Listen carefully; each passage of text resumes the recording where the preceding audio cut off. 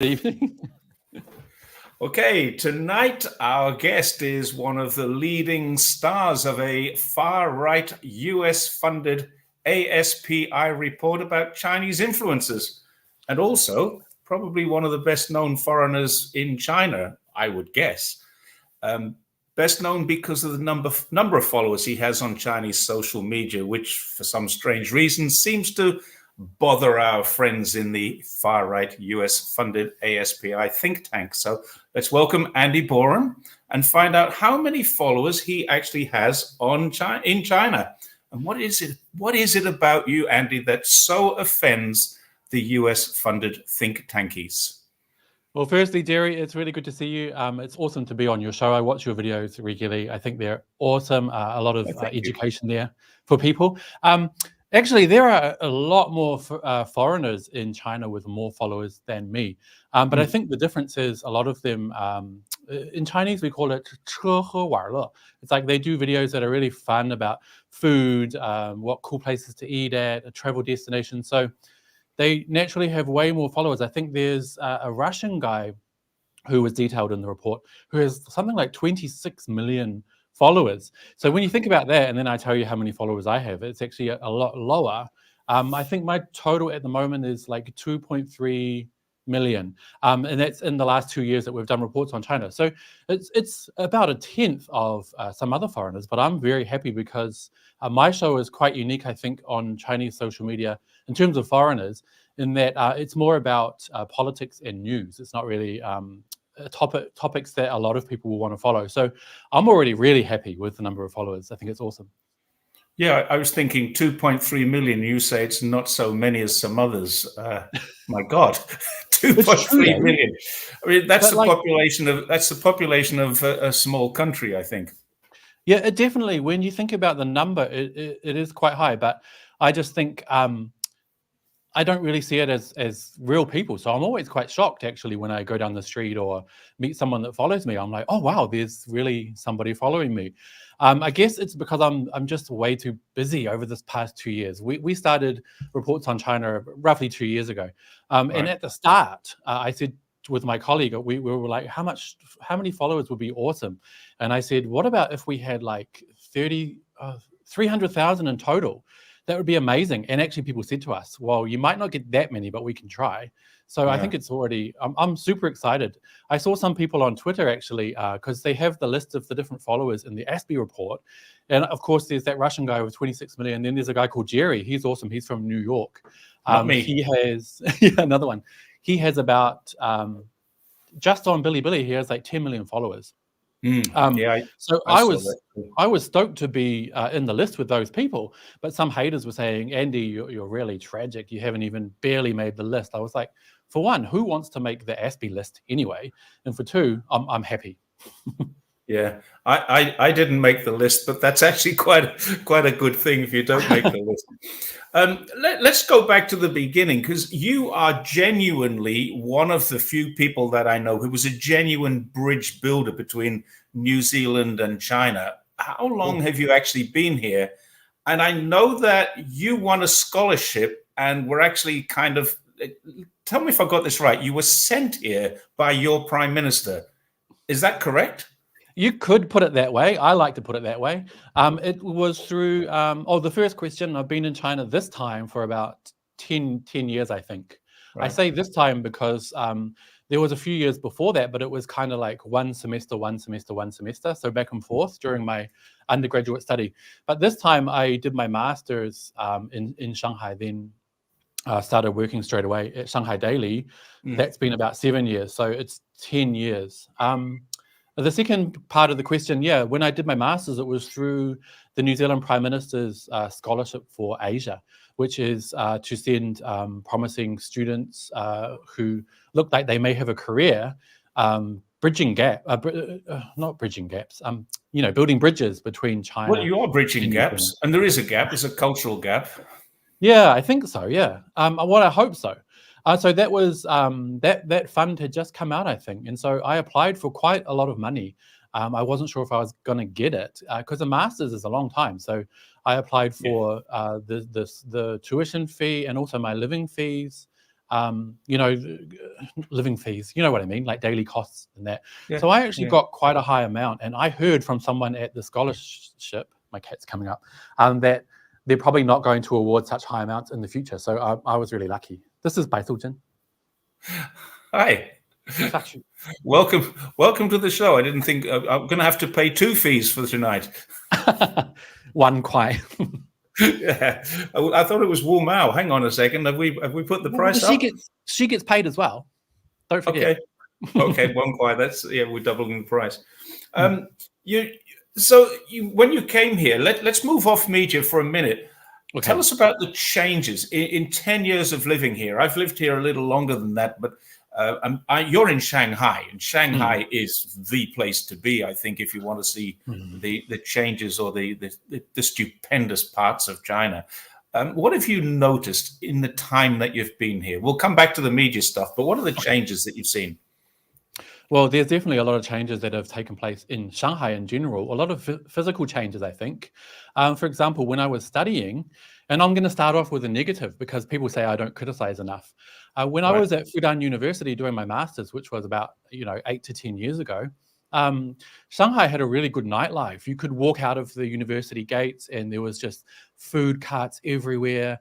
It was just so, we say 热闹, it was just so bustling and exciting.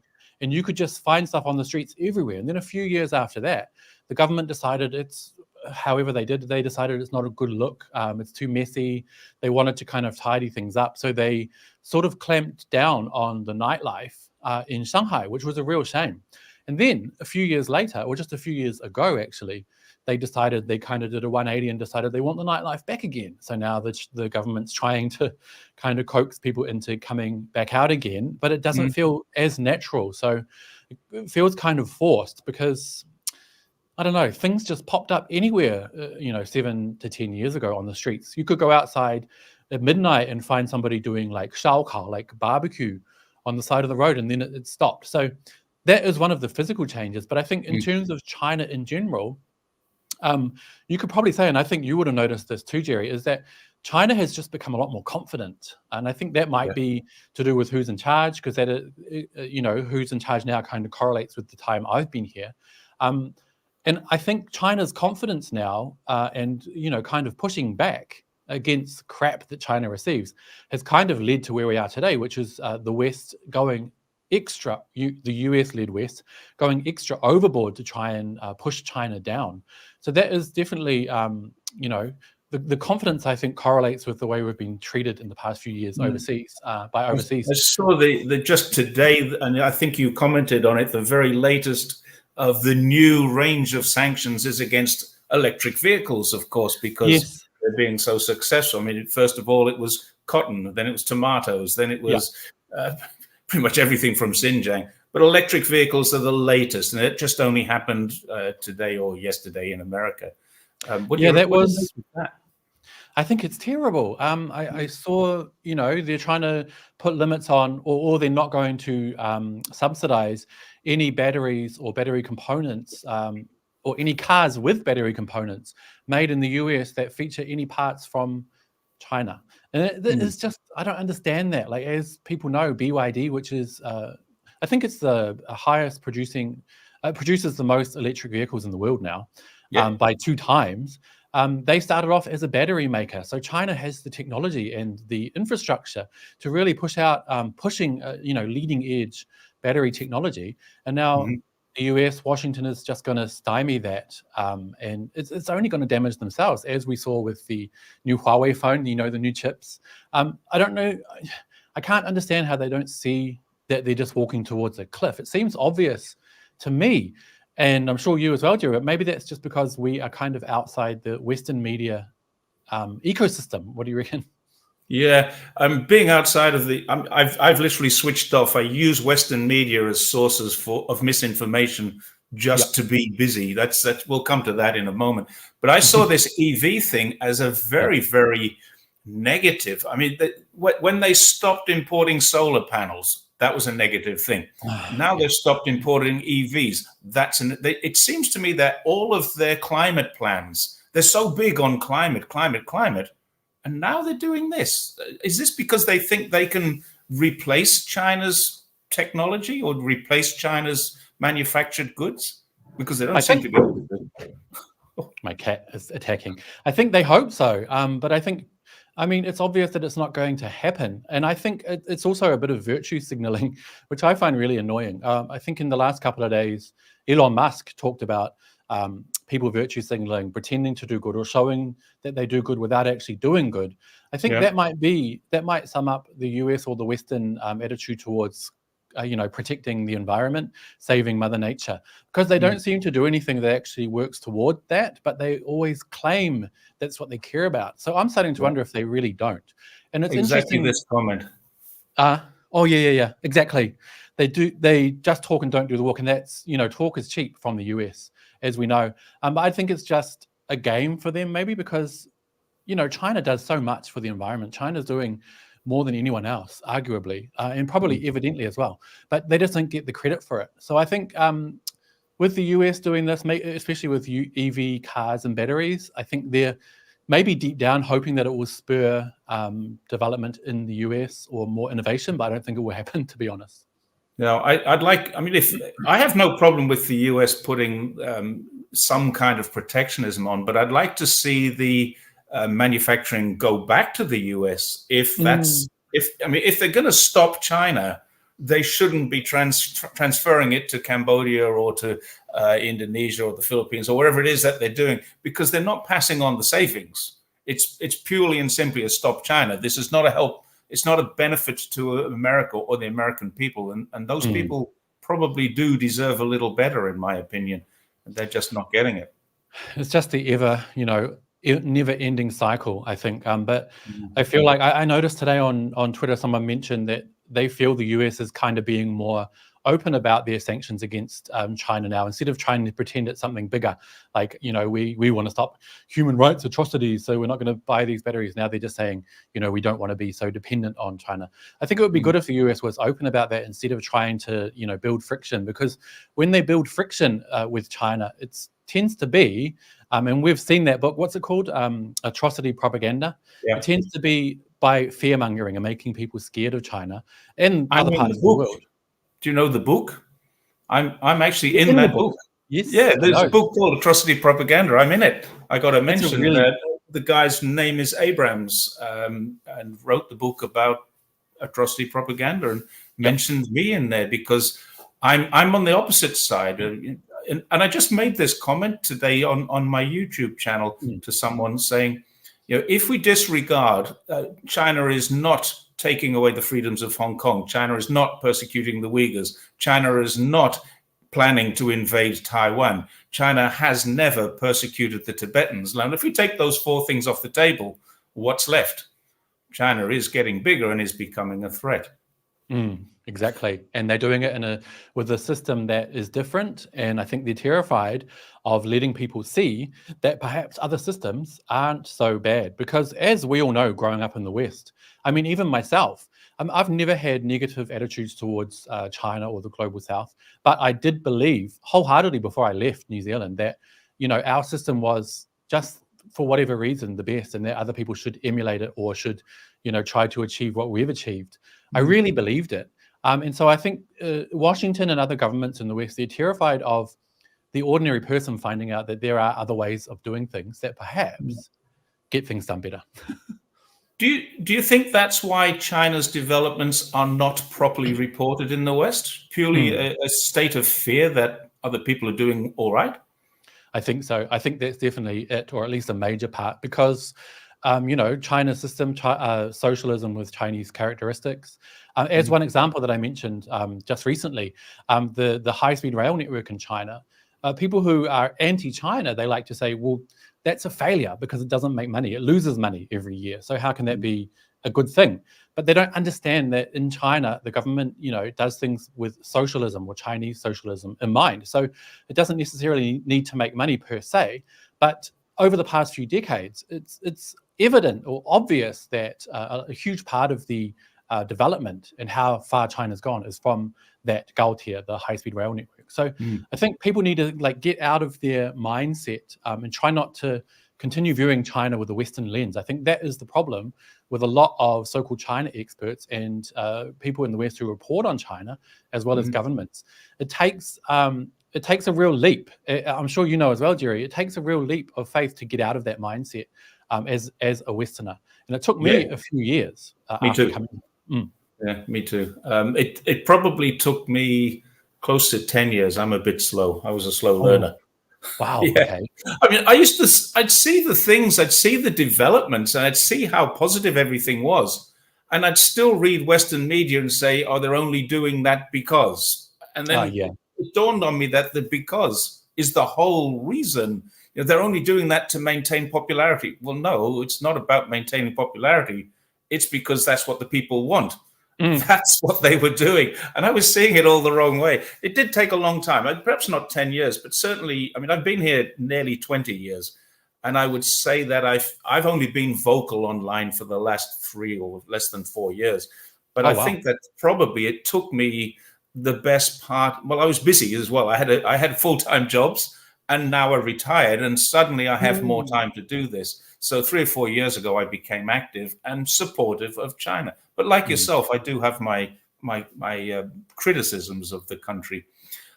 One question I'd like to, because you're involved in Chinese media, you actually work within the Chinese media system.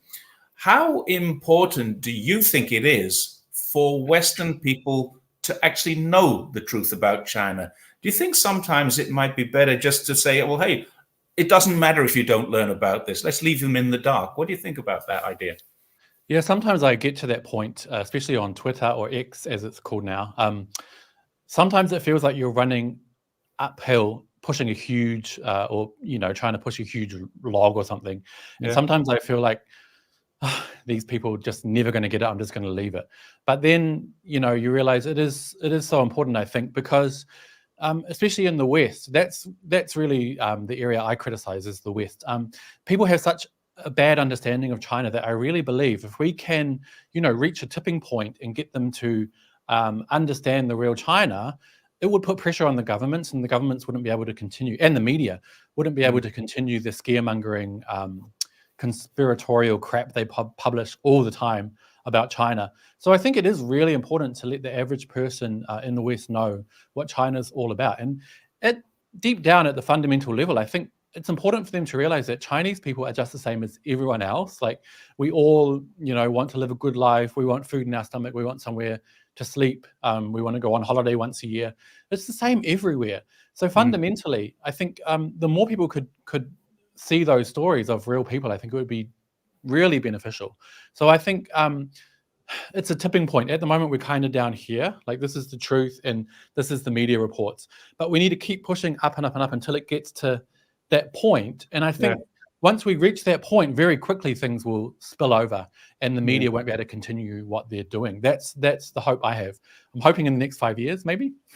Yeah, I actually thought just recently that we'd reached that tipping point with Xinjiang. Xinjiang seemed to go off the boil, off the bubble. Back. But just basically in coinciding with the attacks in Gaza, what's going on in Israel and Gaza, suddenly Xinjiang became a huge item again, and it's just reoccurring. It seems to me like it's a coordinated, orchestrated effort. And they just really said, well, we've got to point or deflect away from something here, so let's bring Xinjiang back. That's how I saw that. Yeah. What more do you... Go on. I was just going to say, it's hard not to see it that way, because for us who are kind of very aware or hyper aware maybe of the way the Western media works, we just, I feel like we see things more clearly. Although sometimes I doubt it, and sometimes I think maybe I'm too cynical. But I think it definitely appears that way, that they've put the Xinjiang message to the front again because of what's happening there in the Middle East. That's how I saw it. What more do you think Chinese media can do? Is there anything, is a part of Chinese media that you're in it and you say, I wish I could just do this, but they don't want you to? What do you think that Chinese media can do to better tell the story?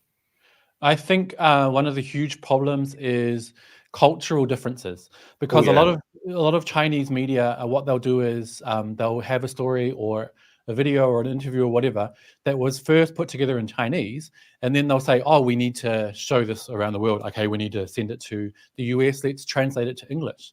Let's send it to Spain, translate it to Spanish. But that's not enough, because if you've seen any of the official English language translated books, that were first written in Chinese, it's just so foreign. Even the English, it's written in a completely different way that we just don't really understand. There's a book I had. Oh, here it is. I'll grab it and show you. This book looks awesome. It's called China's Whole Process, People's Democracy, and it's in English, and it's printed in Beijing. It's an official book, and I thought, wow, this is going to be really good for my videos, for teaching people. But it's just very Chinese. Like in the book, they say things like democracy is a political ideal that humanity has never ceased to pursue. We just wouldn't talk like that. I don't know about you, Derry, but it feels like it's just wrong. So I think what Chinese media needs to do, and what I'm trying to do, is not just translate messages in terms of language, but also in terms of culture. You need to put the message across in a way that your audience, your target audience, understands. So I think that is the biggest pitfall for Chinese media today. So it's really a question of Western editing rather than Western writing. I mean, the written work. I've seen that book. I haven't picked it up to read it, but I've been lucky enough to actually meet with some of the people involved in this. And I'll be quite honest, every single time I meet with them, I met the chair or the deputy chair of the Guangdong People's Congress, so the provincial People's Congress. And he asked me what I thought about democracy in China. And I said, I wish you wouldn't use the word, because the word is now tainted by Western style democracy. Now, I'm not disputing China has democracy, but please stop calling it democracy. And I said, my view is it's collaborative governance. That's the Chinese system. And I think you should probably think about this.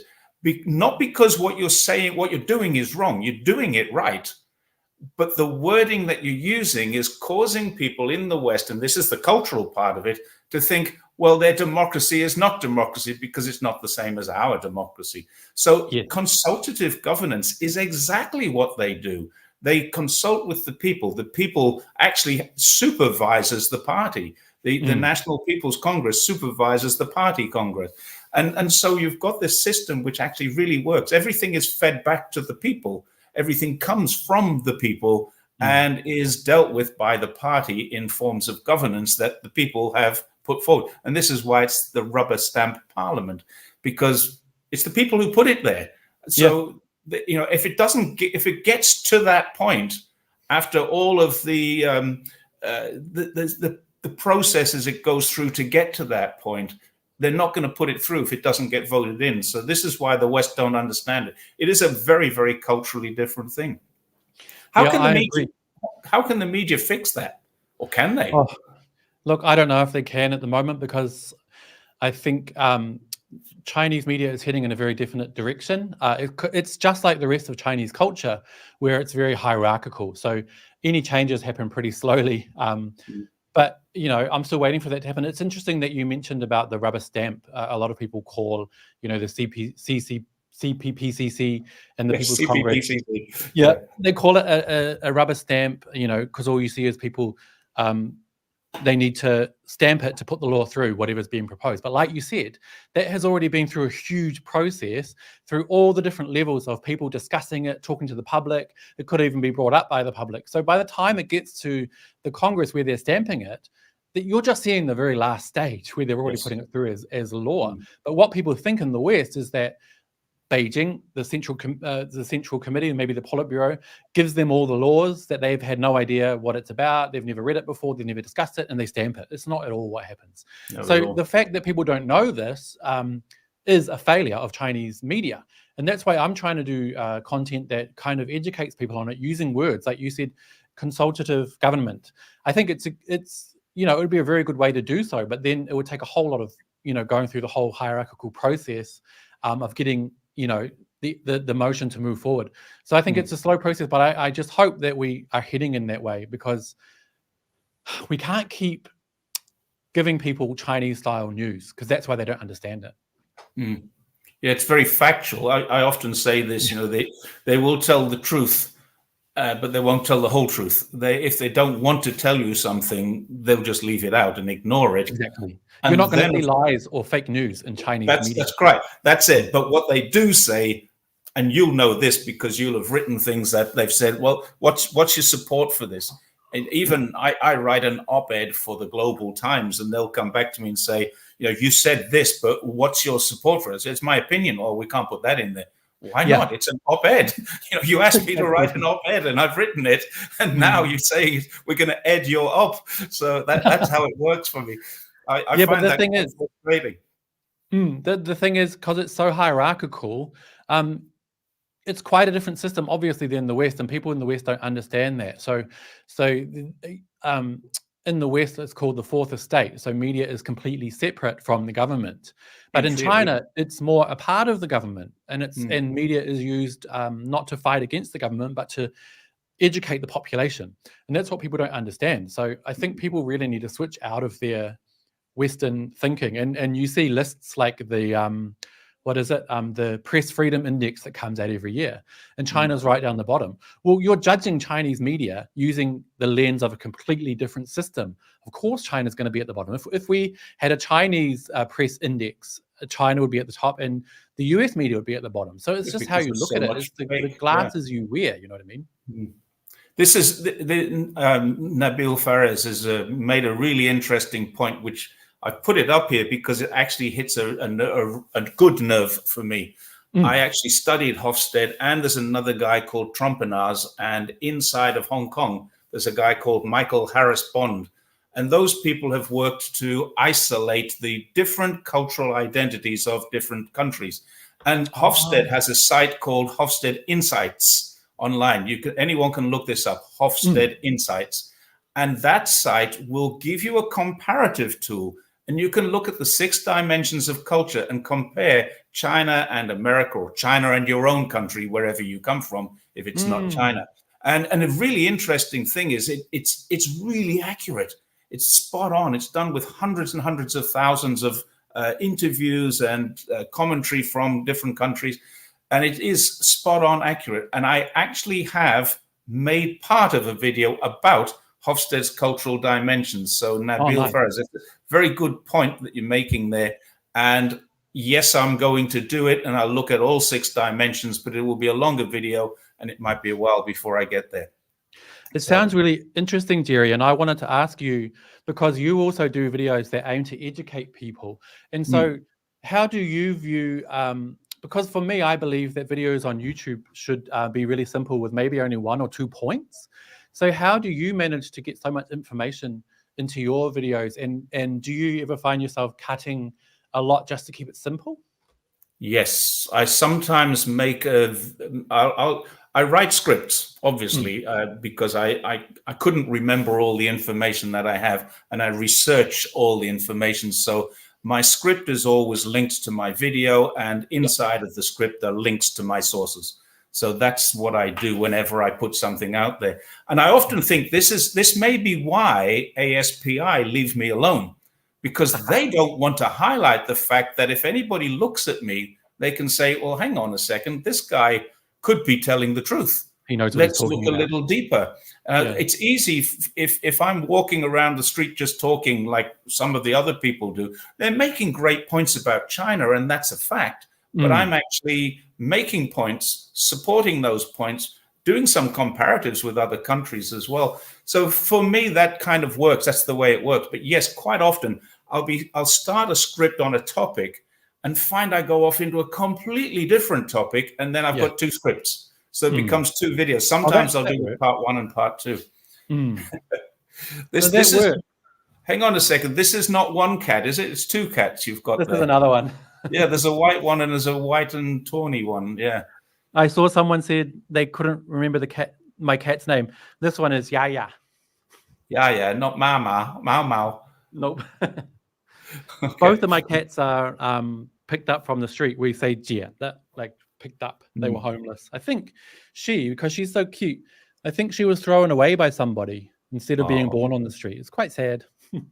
That's it. That is sad. Let's move back to what we started talking about. You traveled outside of China to look at the Laos and the Jakarta trains, which personally I think I watched you both of those. They're really interesting. The Laos one I thought was fantastic. The obvious benefits to the local people that are there. Why do you think China does this? It's a soft power, obviously, but what do you think they're getting from it? I think China knows, and China says all the time, that a peaceful world is a prosperous world. Only when everyone's at peace and has what they need can we all develop. So I think China has made that really clear. Instead of divide and conquer, which we see from the current world order, I think China understands the benefits of making sure everybody has what they want and what they need. But it's just unfortunate that politics gets involved, because I think, for me, it's just so clear that there's nothing nefarious about it. But in the countries involved, there's always, very negative points of view, like including debt trap diplomacy, which is just total crap.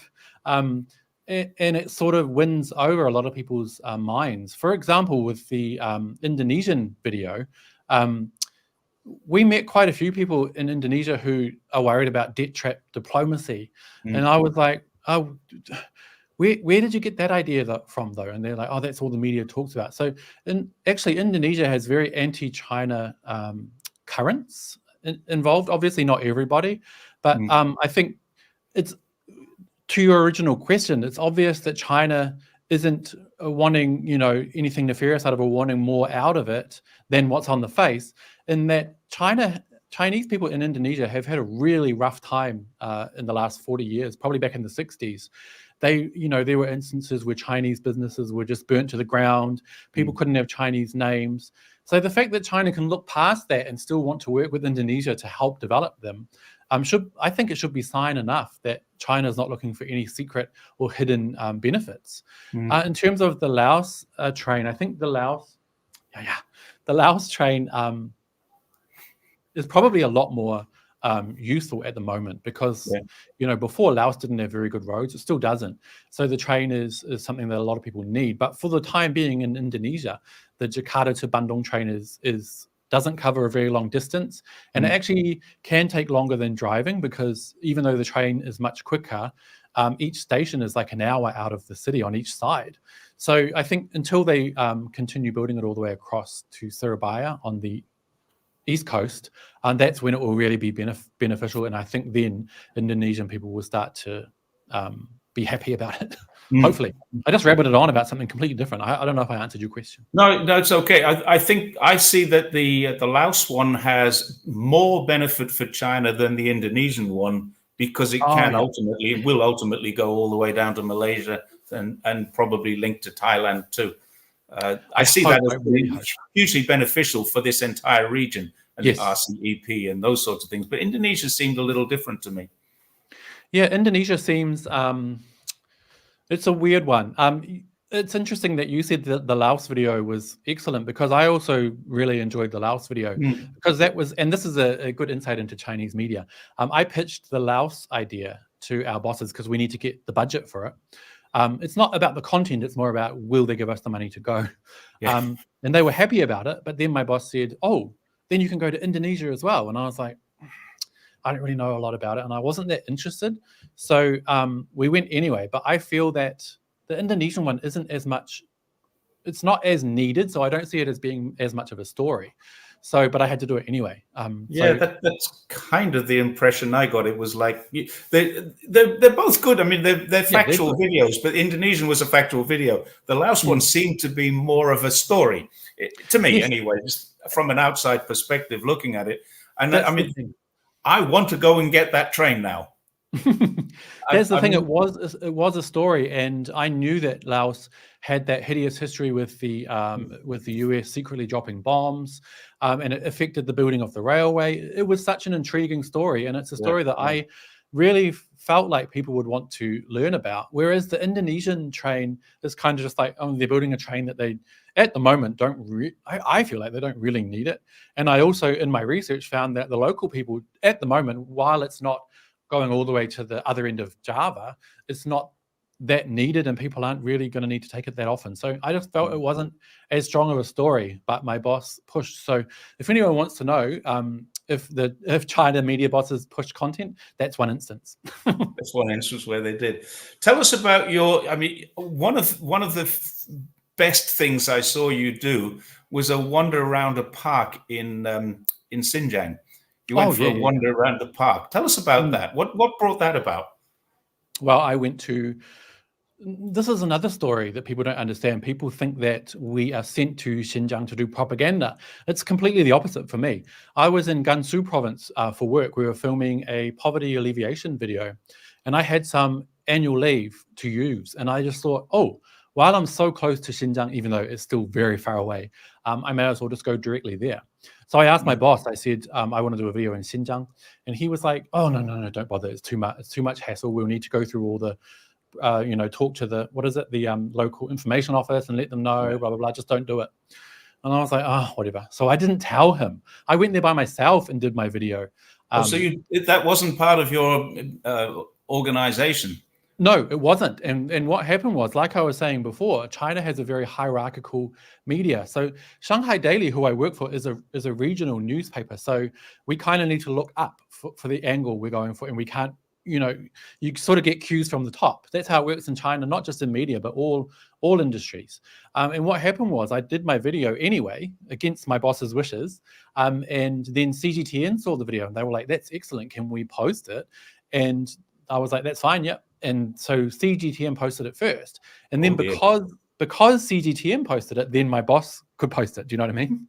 Because he was like, oh, CGTN did it already, so we can. So that's how that worked. Then I went to the park, and the first day it was really raining and gross. When I went to, what was it called? Hongshan Gongyuan. Yeah, Red Mountain Park. And it was just raining and gross and no one was there and it was depressing. So I did all those shots. And then a few days later, I was like, it's kind of hideous. Or was it the other way around? Anyway, I can't remember. I went back and filmed again with different weather. So basically I made a very depressing BBC style video. I was going to call it a BBC filter. Yeah. And then I did a really nice one with when it was sunnier and people were out there. So I think it was a really good insight into how the media works. If anyone wants to view it, it's on my channel. It's called I filmed this Xinjiang Park 2 times or something. Yeah. I remember it because I thought that was great. You used it wasn't the BBC filter. You actually just used the weather, the local weather, didn't you? Just the weather, yeah. And I filmed camera, they always have a shot of. What's that? Sorry? I always assume you have a team with you. No. I only have a team when I have to. I prefer to do stuff myself. So with those Xinjiang videos, it was me by myself. So I had 2 cameras. I had a Osmo Pocket to do kind of moving steady shots. And then I had a camera with a 50mm lens to do like nice close-ups. And then when I needed to film myself, like if I'm, I think in one part I walked past I can't remember, but I just put the camera down and press record. And I edited that in Xinjiang on my laptop as well. Wow. 3 videos. I would think editing that would be a job for the long train journey home. Flying is 5 hours, but catching the train is like 20 hours, isn't it? I'm not sure. I've caught the green train into Xinjiang, and that took. We went from Guangzhou to Xi'an. Stopped a couple of nights in Xi'an. My father was traveling with me, so he went to see the terracotta warriors on his way, and then we went to Xinjiang together. And nice. It took 22 hours for one leg and 26 or 27 for the other leg. It's quite a journey. You didn't have a bed or anything, just a seat?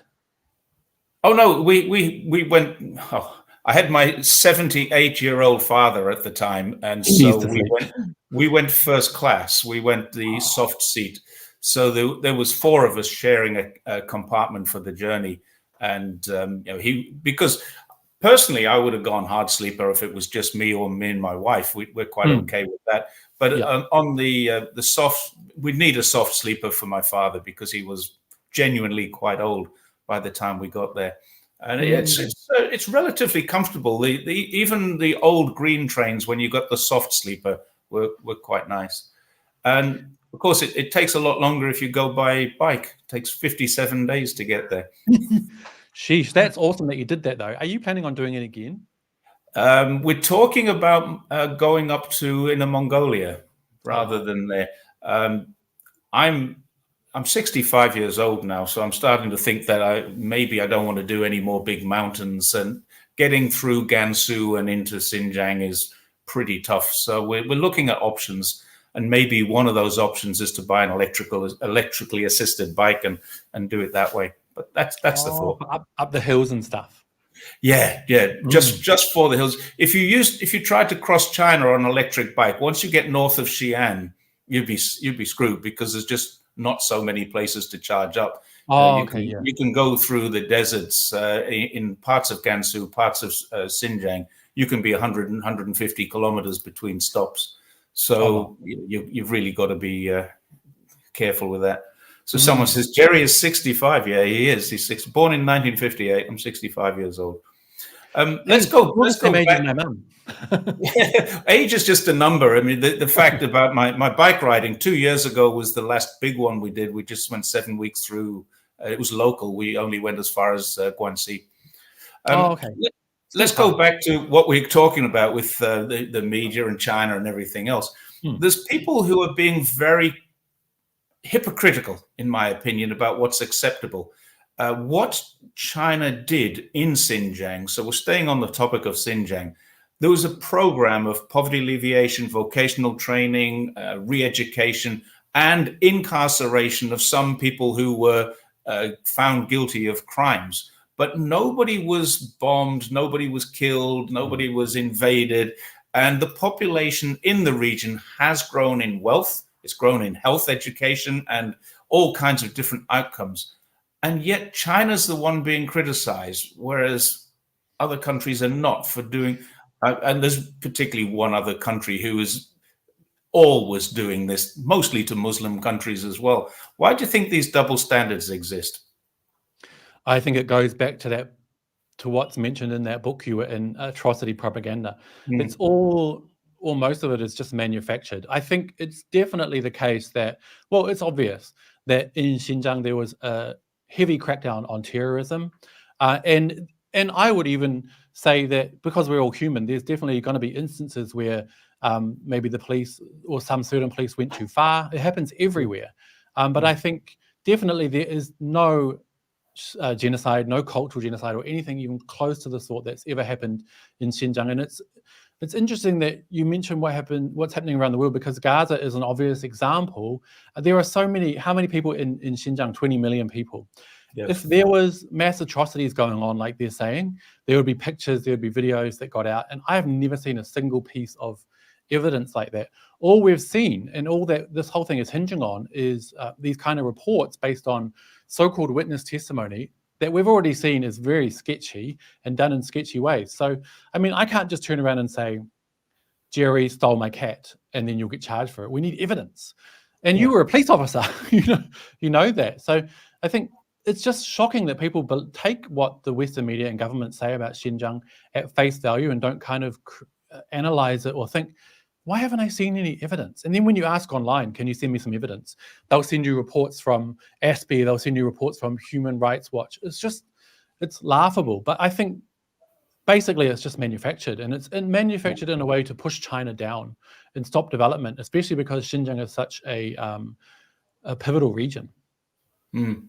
I would say that you've probably gone one step too far. As an ex-policeman, evidence is different to allegations. Allegations are when you say, I stole your cat.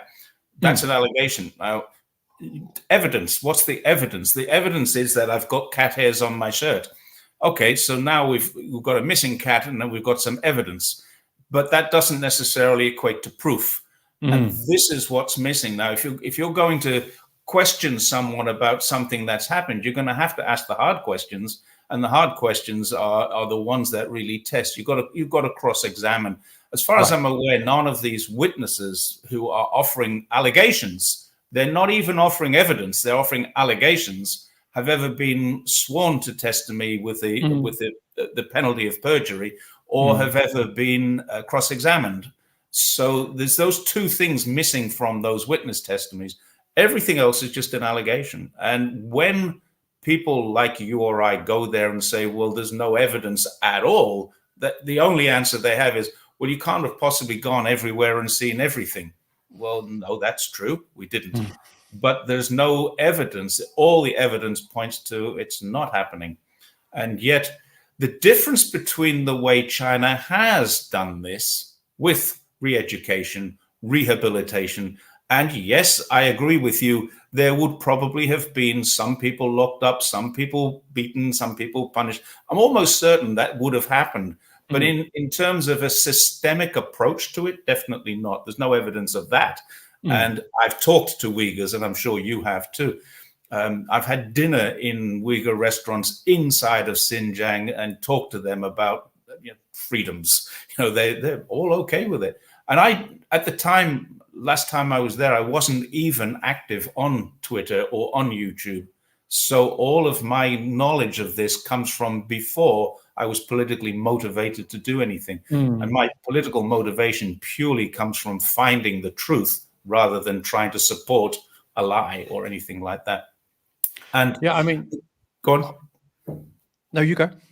I was going to say, Fernando has been up there as well. We've got 2 or 3 people in our messages here. Fernando and Steve Weaver, both quite recently come out of Xinjiang. Yeah, hi, Fernando. Hi, Steve. Fernando was there for 5 months. Yeah. And I just had dinner with Fernando, not yesterday, we had breakfast together yesterday and dinner the day before. And we've talked about this. He's seen no evidence in 5 months of traveling by road through that region. No evidence. I spent several weeks. I've traveled 5,000 kilometers. No evidence. And yet we have in the West, even if China were locking people up and re-educating them, they still haven't bombed, killed, put rockets through their houses or anything like that. So we really do have a very, very big misunderstanding, I think, of what's there. I wonder if it's how much of that is deliberate and how much of that is misunderstanding. Adrian Zenz, for example, I don't think he's a liar. I think he believes that. He's a believer. Yeah, he's a misbeliever, but he's a believer. I don't think he's a liar. I think he believes he's telling the truth. He's wrong, but he believes he's telling the truth. Yeah, I want to go back to what you said before about the cross-examining. Jack James did a really good paper about that. Did she release that one yet? I think so. She's released 4, one about the Human Rights Watch, one about the Uyghur Tribunal, one about an ASPI, and I think I'm pretty sure it's 4 papers. Certainly it's at least 3, but I think it's 4. Yeah, so she talked about how the people who were cross-examined even by Human Rights Watch, sorry, not cross-examined, they had their testimony taken. They were not, there's kind of a standard you need to follow, especially for translators. So, for example, if you're going to cross-examine somebody or take their testimony properly, you need a special translator who is trained in doing so without kind of putting in their own beliefs and understanding. No bias, and that wasn't done. And nor were any of the so-called witnesses asked any tough questions or challenged in any way. And that is also a key part of the cross-examination. You need to ask the tough questions. For example, that woman who left Xinjiang and now claims she was abused, and she had her passport renewed during the time that she said she was in prison. Who's asked her about that? Nobody has. They just delete the information. So I think it's laughable that people actually believe that there's any kind of evidence coming out of Xinjiang. But also, I think it's miraculous what China has achieved there because of the sheer amount of terrorist attacks that have happened not just in Xinjiang but around China and around the world, based on from what's the word? Extremists out of Xinjiang, including in Kunming. When I studied in Kunming for a semester. And just after I left, about a couple of weeks after I left, there was that Kunming train station massacre where people, extremists from Xinjiang, went to the railway station with machetes, just started hacking people apart. So that hasn't happened in China in, I think, 6 years now. So probably more. People really need to be learning in China. Do you remember the bombing in the temple in Thailand? That was Uyghurs doing that as well. And they're still in prison in Thailand. Yeah, so not long ago, the Western media seemed to know that there were these extremists operating out of Xinjiang, and now they've forgotten everything about it. So part of it is misunderstanding, part of it is deliberate. But in any event, we need to keep going, getting the truth out, I think, even though it's hard. So let's move away from Xinjiang, and I found a lot of people that I interact with misunderstand China. It's not really they don't hate China because China is bad. They hate China because they're told China is bad. What do you think? What, in your opinion, are the biggest things that Westerners get wrong or can't understand about China? Apart from Xinjiang, which is probably the biggest of all. I think everything, to be honest. Everything. There's the point that they think Chinese people are brainwashed, that they think, and it was the same for me before I came here, because for us, democracy means choosing our leader. Basically, that's it. We vote for who we want to be our prime minister or our president or whatever. So when I first came to China studying, I would look, because I've always been quite political, I would look at Chinese people and just think to myself, how can they be happy? They don't get to choose their leader. And it's, when I think about it now, it's so silly, and it shows such a naivety, I think. But I think fundamentally they don't understand anything about China, specifically Chinese people. Like I was saying before, I think if they could realize that Chinese people have the same dreams and desires and fears and anxieties as we do, that would be a huge step. And I think one of the problems is the language difficulty. So, for example, I know for me growing up in New Zealand, we saw so much US media. It's like the US is soft power. Every TV show nearly was from the States. Every movie we saw was from the States. Every song we listened to was from the States, to the point where we actually have what we call cultural cringe towards New Zealand products. So if there were New Zealand songs or New Zealand movies, people just wouldn't support them because we were like, we can't do that. We're not good at that. So we're so indoctrinated with Western, soft power, and that is because English is the international language that so many people understand. And I think China will have a tough time trying to use entertainment, I guess, movies, TV shows, songs, to show people that Chinese people are just the same as everyone else.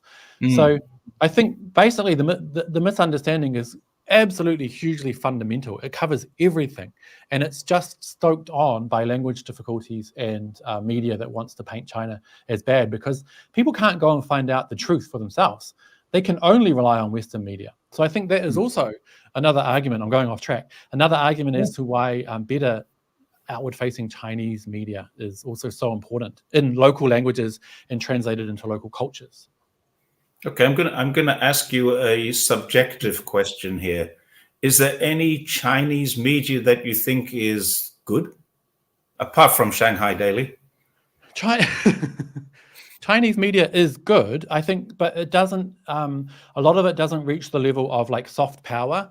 Like a lot of media, especially online, like TikTok and blah blah blah, it's not really based on news or politics. It's more like showing everyday lives. I think that is the area that's lacking. I mean, if you look at English language media out of China, China Daily, CGTN, they're all high quality. So I think people, in terms of news and politics, they have resources there to learn more about China. But I think, unfortunately, that's not what most people want or need to learn about to better understand China. They're not willing to watch news programs or read the daily newspaper, although you can find out a lot. So I think China just needs to figure out a way in Chinese media. Because for me, Chinese media needs to include, TV shows, music, but I still haven't figured out a way to kind of break free of the linguistic barriers that are there from Chinese being so difficult. And then, I mean, of course, Confucius Institutes would help a lot, because there'd be people that are interested in Chinese language, maybe wanting to learn, but even those are being shut down. So, yeah, I think in terms of news media, English language media is okay. It's just other areas that need to move up. I'm just bringing up this point, which I think is a valid point. The US government doesn't want people in the USA to find out how good things are. And this, it strikes me as very strange that TikTok is such a controversial issue in the United States.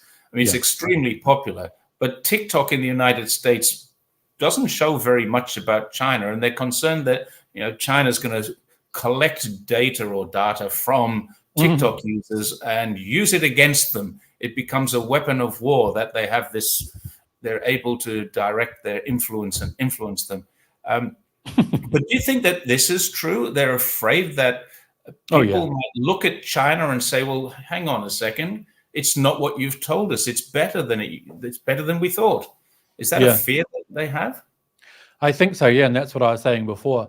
I think fundamentally the US government doesn't want people to realize that maybe the Western liberal democracy or liberal democratic system isn't the be-all and end-all. I think they don't want people to realize that, which we've realized once we left and got out of the kind of media environment. I think they would definitely be terrified of people seeing. This question or this comment is more aiming at that it might lead people to realize how bad the US is. I think people already know how bad the US is because they're living in it. Inflation, increased political violence. Like some people say, it's teetering on the edge of civil war. They already know it's bad. But I think the thing they're most scared of is people finding out that there's other systems that might be able to do things better, like China's system of socialism with Chinese characteristics. It'll be hard for them to realize because socialism in the West is a bad word. But I think definitely that is the fundamental issue. They don't want people to realize that perhaps one person, one vote that's the only day you take part in the democratic system and the rest is left up to corporate interests.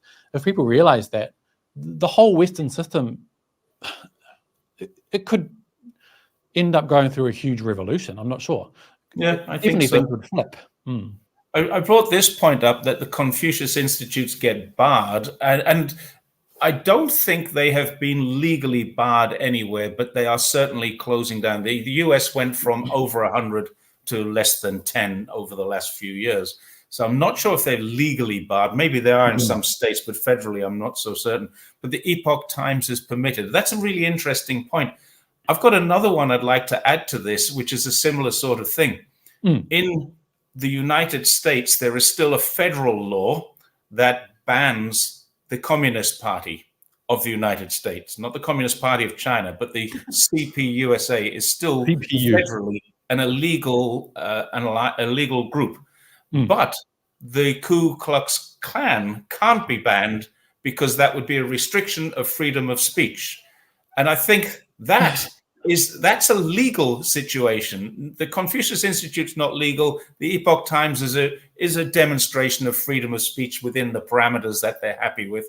But the fact that the KKK can't be banned, but the Communist Party is legally banned. Now, there's one state, Arizona, that the state has gone beyond and said that that law doesn't apply because of the freedom of speech and the amendment that says we've got freedom of speech. So Arizona does not ban, but the other states, tolerate the CPUSA, but they actually are illegal in the United States. That's a really interesting thing to become aware of that suddenly in your life. I found that little information out about 6 or 8 months ago. That's interesting. I would have thought that it would be quite difficult to kind of ban a political party. It seems to me that would go against the fundamental right to choose who you support, I guess. I'm not sure which constitution, if it's in the Constitution, but it seems weird. But I also want to add, that commenter said that the Epoch Times is allowed. I think it's also important to keep in mind that the Epoch Times is seen as kind of extremely right-wing. It's not really respected in the USA. For sure, they do have a little bit of leverage and they do get messages out there. But I think by and large, people realize that Epoch Times is just a piece of crap. So I don't worry too much about them. But they do have a lot of resources behind them, I think, which can be scary. Yeah, they were very much behind Trump. Yeah, exactly. And so to their downfall. Yeah, for the next 12 months, we'll probably see them coming back to the fore. I know people who have been influenced by Epoch Times and think that it's a straight up, So here it is. The Epoch Times is part of the. Oh, not this one. Sorry, this one. It just moved just as I clicked the button. New Tang Dynasty, Falun Gong. That circus is Shenyang. Yeah. that's quite worrying when that starts to happen. You don't know you're watching, and this is the problem with propaganda. You don't know you're watching propaganda. Exactly. That's why we need ASPI to look into that. But we've got to remember that the word propaganda just means propagating information. So that is also a word that kind of took a negative turn. I think would it be after World War I and World War II with the Nazis that propaganda Goebbels? I think it's probably because of Goebbels.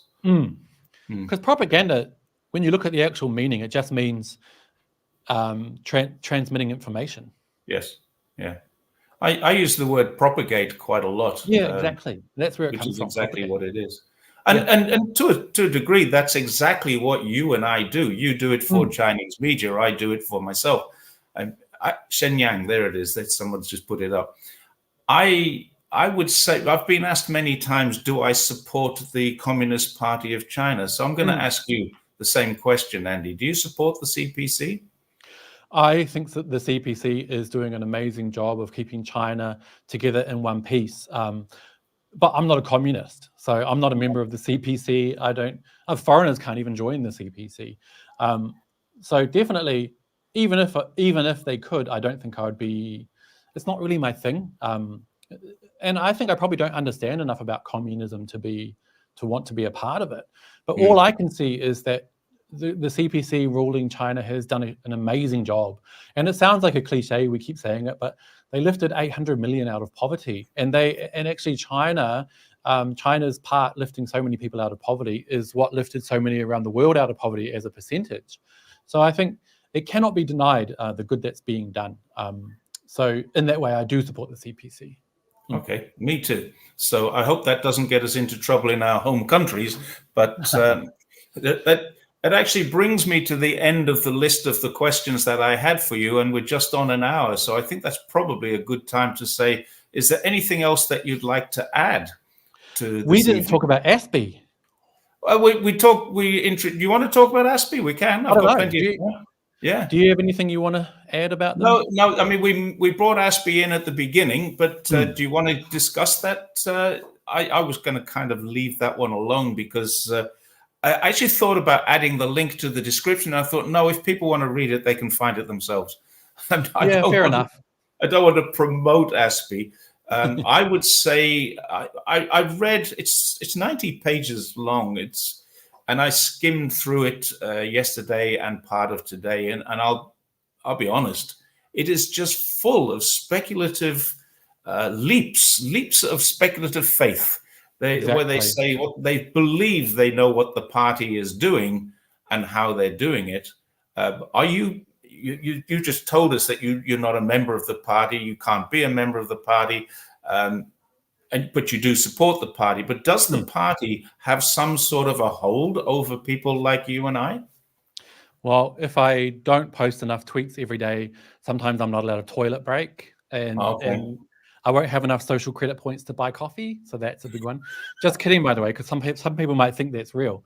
Not at all. And I want to tell you a story because to finish up, because just before you said, I'm supporting China for Shanghai Daily and you're supporting China for yourself.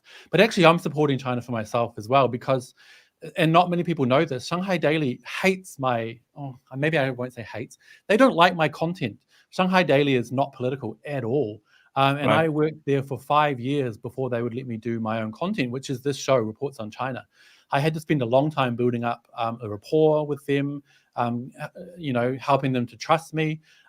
You won't see any of my reports on China content published in Shanghai Daily because it's just not something they like. So this Reports on China and the angle I've taken in the ASPI report, they said Andy used to be a pet vlogger and do food videos or something. That's what Shanghai Daily wanted me to do before I had my own choice. And ever since I've had my own choice, this is the angle I've taken to do Reports on China, to speak out against Western media and the crap they spout. So, and another thing people say is, do you support China because you work for the Chinese government? For one, I don't work for the Chinese government, but they say, do you support China because you work for China? It's the other way around.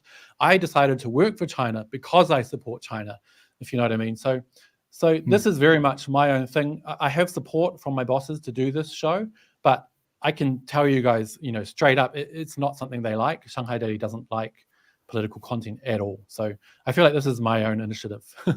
Yeah, I wasn't aware of that. I assumed that you kind of did this because Shanghai Daily asked you to do this. No, and I would say, because we're chatting between friends, they hate it. They don't like this content at all. Especially they call it 太对抗了, too confrontational, because Chinese media is very polite. I think too polite. So because my show is aimed at foreigners, they kind of can relax and be like, okay, do what you want to do, even though we don't really like it, because they really prefer not to be confrontational with Western governments, media. So for me, this is something they're allowing me to do begrudgingly, and something they really don't like. So I think that's important for people to know. Maybe I'll do a video on it sometime. Yeah, it's a good idea. I can add to that. The very first article, Global Times contacted me out of the blue and said, would you like to write an article about this topic? I can't remember what the topic was. It was several years ago. And I was writing stuff for myself on my medium.com, which I don't use anymore. And I was putting links to it on Twitter so people can read it if they want. I sometimes get 2,000 or 3,000 reads. And obviously somebody saw this and said, we want this guy to write for us. And I got asked, out of the blue, I got a connection on Twitter, and they asked if I would write an article. And I wrote the article that they asked me for. They didn't give me any guidance. They just said, here's the topic. Can you write this article? And I wrote the article. And then they contacted me and said, sorry, we can't use this. Why not? Because I didn't write. I'm not a journalist. I didn't write for anyone before. But when Global Times asks you to write something, you say, wow, this is good. I'll do this. I wrote it, and they rejected it and said it's too critical of America. Yeah, exactly. I thought that's what you wanted. I thought you're the Global Times, for Christ's sake. Exactly. Thought that's what you do. But being too critical of America was too confrontational for them.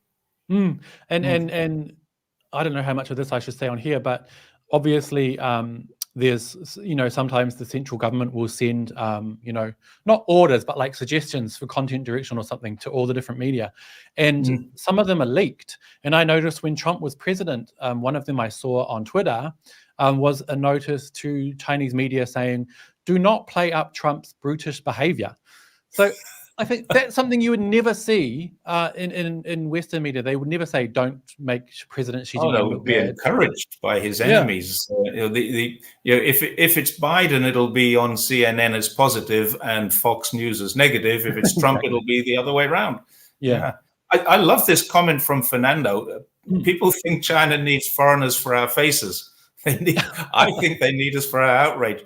And truly, that is how I got into it. I was reading things and saying, that's outrageous. That's not true. So then I get onto Twitter and I'd write something about it and put it on Medium. And I didn't start the YouTube until much, much later. But this is really interesting. They do need us. Well said, Fernando. They need us for our outrage. I agree. Yeah, I agree too. So we got a couple of comments in there. There's a bit of mistaken identity. There's an 86 Lauai, and that's a guy called Dave who lives in Shenzhen, and he's not the same person who hangs around with Serpent ZA. In fact, he's a parody of that person. Oh. If you saw him come in there, 86 Lauai is a good guy. He does parody, and there he is. But it would be good. It would be good if Serpent ZA. How do you say it? Serpent. Yeah, he calls him Sideburns ZA. I say Serpent ZA because I'm English. Other people say Serpenza, Serpent ZA. He's got different names, but I think Dave's name for him is Sideburns ZA is much better. It would be good if they came in and checked out the stream, I reckon. I always like it when people who don't agree watch my content. So I reckon if they did come in, that'd be awesome. We could ask them some questions. Well, I just challenged Anders Kaur to a debate. I challenged Adrian Zenz to a debate. Both of them, I suspect, have muted rather than blocked me because, of course, if I ask them for a debate and then they block me, that's going to look pretty bad on their part. But neither of them have responded to several requests. In the case of Anders Core, he did initially respond and say, we can have the debate here on Twitter. And I said, no, Twitter's not a place for a debate. You'd you be mean going typing? away. I want to see him face to face. Yeah, that'd be good. I think he'd probably stall, and that's probably what he's afraid of. Yeah. And I remember Daniel Dumbrell asking Serpent ZA if he wanted a debate, and Serpent ZA saying, no, I'm not going to give you the benefit of my 1 million followers, as if those 1 million followers would be at all interested in what I have to say. They're not going to come across to me. All they're going to do is attack me. So Exactly. that would be very interesting. I'd be quite happy to have a debate with any of those people based on the knowledge and experience that we have here. Yeah. Do they do Serpent ZA and the Lawai guy, do they do debates on their show? No, never. Oh, okay. Well, there you go. Never. I've never seen either of them. I think Daniel's problem with getting Serpent ZA on is that Daniel is so good. He's very, very good. He's very detailed, but he also speaks good Chinese. And I think that frightens them off. You'd frighten them off as well, because you just talk to them in Chinese and they go, oh, what? Because they claim they speak Chinese. Yeah. I would very much doubt it, although I don't have evidence otherwise. But yeah, neither do I. Doubt it. Funny. Should debate Jackson Hinkle. I just saw a comment saying you should debate Jackson Hinkle, but I think he's all right, isn't he? Jason, I think, is okay. I think he'd be the one of those guys who'd probably be on our side. If we're going to have someone to debate, it might be. I mean, having somebody on your channel who is of the same ilk is great, but debating someone would be fantastic. I'm not there yet. No, me neither. So, hang on, Jerry. Now, this is Jerry, the police sergeant. I was never a sergeant. I was just an ordinary constable, police constable, PC. Is it a Bobby? Yeah, I worked in central London for the first 5 years and then moved out to Essex, to the east of London for the last 5 years. It was 10.5 years as a Bobby. Yeah. Then, you wear the funny hat on your head and wander around and stand out. I did a lot of standing around outside of embassies and outside of royal palaces and things. Quite boring job, actually. It sounds cool. Did you have that stick on the side and you spin it around? You do have a truncheon. It's called a truncheon. The Americans would call it a baton. And this is true. This is the Prince Andrew lookalike. Yeah, that's me. That's not a good thing now, though. Yeah, at least it was before the allegations. Okay, as Huang Long says, there you go. This is a very important thing. Smash that like button so we get lots and lots of views for this. And well, we've gone well over the hour, Andy. It was a good chat.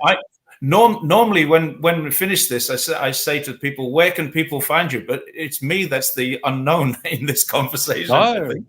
I'm sure you've got many more followers that don't know who I am. I very much doubt any one of my followers would not know who Andy Borum is. But anybody who doesn't, you can find him in Reports on China. You're Andy BXXX on Twitter, is that right? Yes, Andy BXXX. You can search me now. Before you couldn't, and also YouTube. I think we're streaming on my channel too, aren't we? Yeah. Oh, awesome. So there'll be a lot of people on your channel who probably have never heard of me, but I don't think there's anyone on my channel who won't have heard of you. I mean, let's face it, you're the star of ASPI's book. Jesus, what an accolade. I should put something in my Twitter bio. Star of the latest ASPI report. Actually, before we finish, you did the other day, and then you deleted it, I think. You did a list of your achievements. Give us some of those. Oh my God, it's embarrassing. Maybe not. Because the reason I did that is because people, for one, that people call you a white monkey, and it kind of assumes that you have no skills. All you do is stand in front of the camera and speak, and then there's a team of Chinese people behind me making everything. It is so far from the truth that it really annoys me, because I feel like I've worked really hard to get where I am today.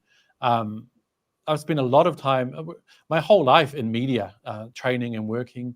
So I really feel like I'm very, what's the word? Very qualified to do the job I do. So it just annoys me. Highly qualified, yeah. And normally I would ignore it, but the other day I was just like, actually, stuff you. So I listed some of my achievements, but I'm not going to repeat them because I feel really embarrassed about it now. So I've already deleted it, but I'll keep it for next time. So you deleted them because I was going to take a copy of them and put them up here because. Oh, no. Well, no, I mean, there's the same thing. People, I've been described as a retiree who rides a bike in China. That's one great description. Another one was a retired security officer, which is really interesting. I did work for a security company, but I was their general manager, reporting to the managing director. That's a little bit different to a security officer. But yeah, I was in the security industry, and that was the Sydney Morning Herald, I think, or maybe the ABC, one of the Australian ones. But yeah, there's a lot of things. But you've got a master's degree in China in Chinese, right? It's in Chinese language and culture. Yeah, it's like Chinese philology and Chinese culture. Well, and I don't think anybody can say that makes you unqualified to talk about China. You know, you've been here and you've studied in China, you've lived in China, and I've studied in China, but I did it online in a UK university. So, and it was about cross-cultural change management, and it helped me enormously. But it's nowhere near the accolades that you should be getting, rather than the insults that you are getting. I think it's part and parcel with what we do, Jerry. Like you were just mentioning before, what they say about you. I think that's the only way they can kind of feel better about themselves, maybe. And also, I want to add, because I don't know if you've noticed this, but there was one person, and I shouldn't bring up their name, I probably won't, but no, I won't say their name. There was one guy who was really critical of all of us, and he's from the UK, and he was just attacking, specifically me. He attacked everything I did. And then I found out he actually used to work in Chinese media somewhere a few years ago, and he was fired and went back. So once he was fired and went back, he just turned into a China hater. And then the other day, who was I talking to? A friend in Beijing, and they said, "Oh, do you know this guy? Blah blah blah." And I was like, "Oh yeah, he used to work with someone I know."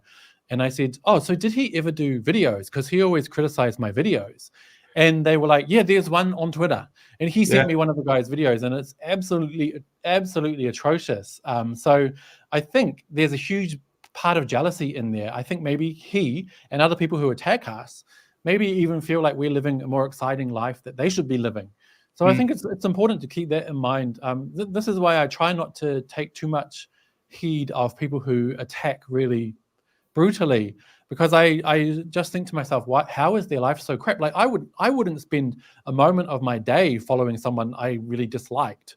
So you have to wonder how crap their life is for doing what they do. Yeah, there's another guy, it's an American guy in Taiwan, does it as well quite regularly. Oh, gosh. But yeah, you know who I'm talking about. So yeah, there's a few of them, and that guy he actually went to the Great Hall of the People and almost creamed his pants. You mean the British guy? Yeah. Yes.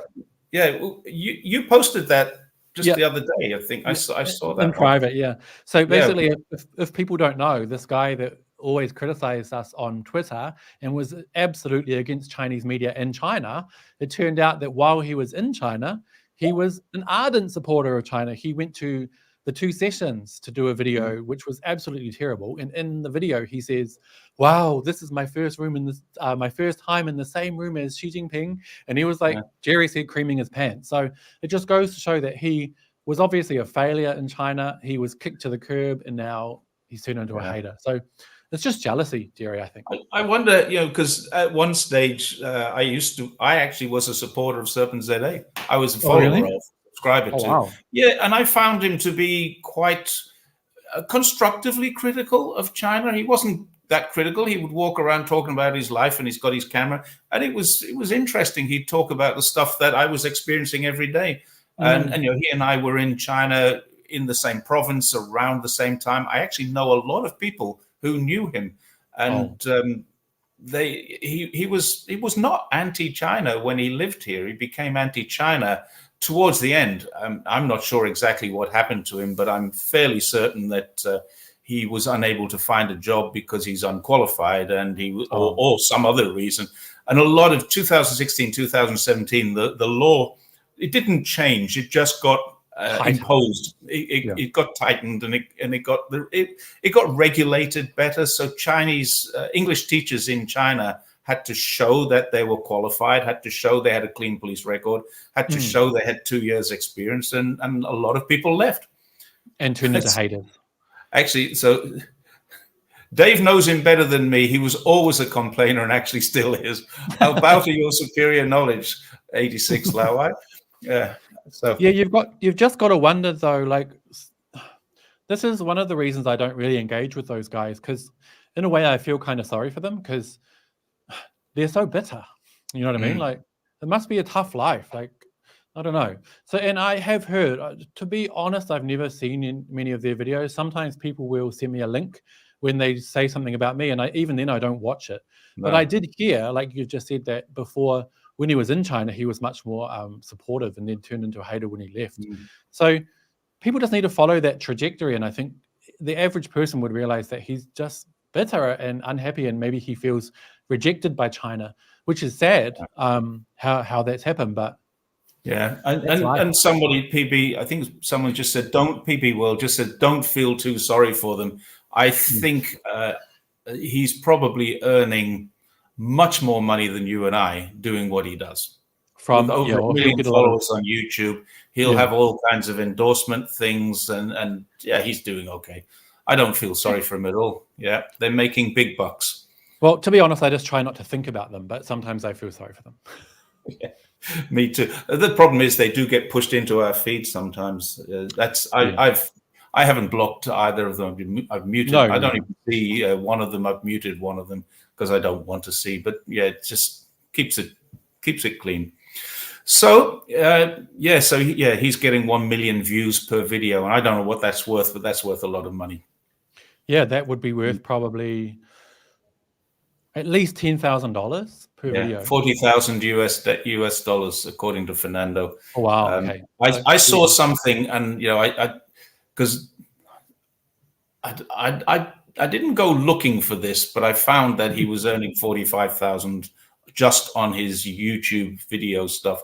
Now I don't know what else he's making money on doing what he does, but hey, good income. Can't complain about that kind of money. But if you've got to sell your soul to do it, well, maybe he believes what he says is true, but maybe he doesn't. I don't know. No, I really think he does. I really believe he doesn't, because he has lived here. I don't know how long they lived here, but they loved China, obviously. So I really think he knows that what he's doing isn't true, but what they've decided to do, and probably he could even have trouble sleeping sometimes at night, because I think he knows deep down inside that Chinese people are just like the rest of us, and he's shitting on them. So it's got to be tough. I think he knows that it's bull crap. Well, he's married. They're both married to Chinese people. They both have families in China. They both have wives who are Chinese, so therefore their parents and families are still in China. And I would think that they, if they wanted to do any verification, it wouldn't be that hard to do, but they choose to just take it off in a different route.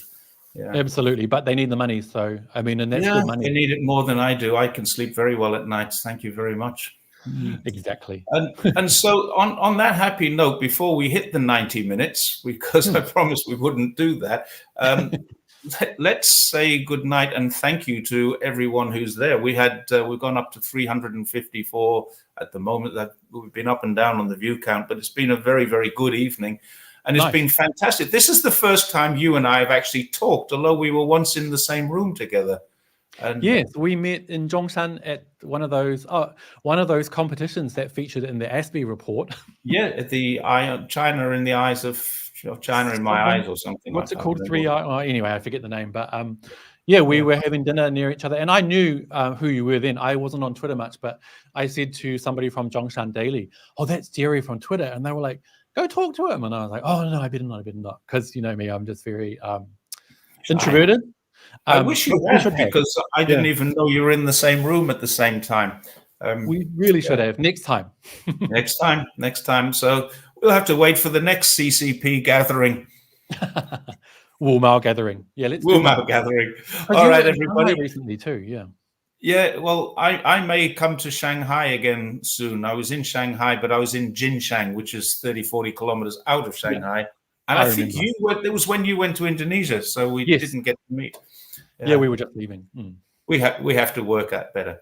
All We right, do. everybody. Well, thank you very much for joining us. Thank you, Andy, for your take on media in China. And it's time to say good night. Everybody have a rest of the weekend, a great weekend.